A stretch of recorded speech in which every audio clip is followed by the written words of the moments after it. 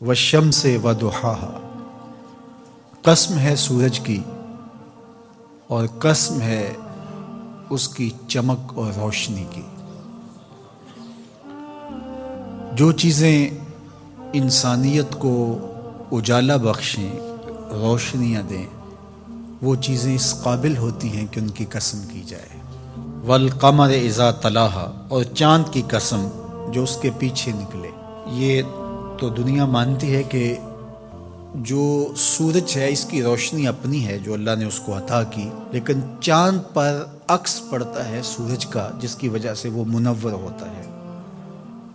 تو جو کسی روشن چیز کا عکس قبول کر لیں اور پھر اس عکس سے منعکس ہو کے آگے روشنیاں بانٹنے لگ جائیں، وہ بھی اس قابل ہوتے ہیں کہ ان کی بھی قسم کی جائے۔ ورنہ دیے تلے اندھیرا رہتا ہے، روشنیوں کے پاس رہ کر بھی کچھ لوگ محروم رہتے ہیں۔ لیکن یہ ادا ہم نے چاند سے سیکھنی ہوگی کہ وہ دور رہ کر کے بھی سورج کے عکس کو قبول کرتا ہے، اور اس عکس کو قبول کرنے کی وجہ سے وہ ہر دل عزیز ہے۔ تو کہا کہ قسم ہے چاند کی جب وہ سورج کے پیچھے پیچھے آئے۔ آگے چلنے کی سعادت اگی کو کسی کو مل جائے، امامت کا منصب اگر کسی کے پاس ہو، قیادت اگر کسی کو عطا کر دی جائے تو یہ تو اچھی بات ہے، لیکن پیچھے چلنے کی صلاحیت بھی بڑی صلاحیت ہوتی ہے۔ کچھ لوگ ہوتے ہیں کہ نہ بیچارے آگے چلنے کے لائق ہوتے ہیں نہ پیچھے چلنے کے لائق ہوتے ہیں۔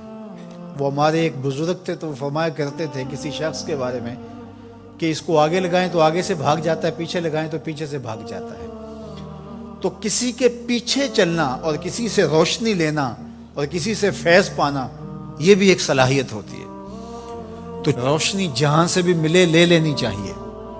یہ نہیں کہیں کہ یہ میں یہاں سے کیوں لوں، جہاں سے روشنی ملے وہاں سے لے لینی چاہیے۔ حضرت لقمان حکیم سے کسی نے پوچھا کہ تو نے دانش مندی کہاں سے سیکھی؟ تو کہا بے وقوفوں سے۔ کہا وہ کیسے؟ کہا جب کوئی ایسا کام کرتے جس پر انہیں ملامت سہنا پڑتی تو میں ارادہ کرتا کہ یہ کام زندگی میں نہیں کروں گا۔ اس پہ ملامت اور نفرین کا سامنا کرنا پڑتا ہے۔ تو سیکھنے والے سیکھ لیتے ہیں، نہ سیکھنے والے جو ہے وہ روشنیوں کے حصار میں بھی اندھیروں میں رہتے ہیں، اور سیکھنے والے ظلمتوں سے بھی سراغ زندگی تلاش کر لیتے ہیں۔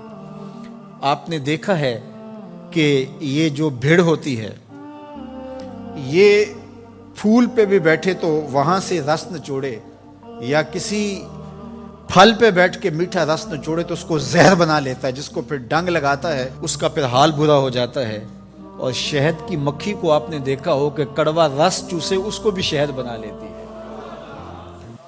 تو مزاج اپنا اگر اچھا ہو تو پھر جو ہے وہ بہتریوں کی طرف انسان راغب ہو جاتا ہے، لیکن اگر مزاج کا ماڑا شخص ہو تو پھر اسے شکایت ہی رہتی ہے کہ مجھے کوئی ملا نہیں ہے، مجھے کوئی ملا نہیں، ساری زندگی وہ یہی کہتا ہے۔